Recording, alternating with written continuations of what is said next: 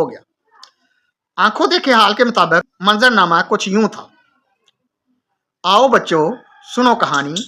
एक था राजा, एक थी रानी। राजा बैठा बीन बजाए, रानी बैठी गाना गाए। तोता बैठा चूं चहलाए, नौकर लेकर हलवा आया, तोते का भी जी ललचाया। नौकर शोर मचाता जाए, तोता हलवा खाता जाए। तब बीन बजना बंद हो गई, रानी के गाने खत्म हो गए। तोता अब चूं चहलाना भूल चुका था।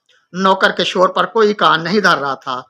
हलवा खाया जा चुका था। जो बाकी बचा वो दुश्मन के पेट की आग बुझाने के काम आया।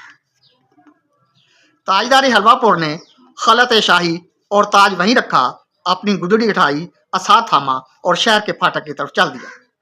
तमाम राया उदास थी, हलवे का जमाना खत्म हो चुका था। एक वतन परस्त गरीब ने रुखसत होते हुए शाही हलवापुर के हाथ चूमे। वो खुश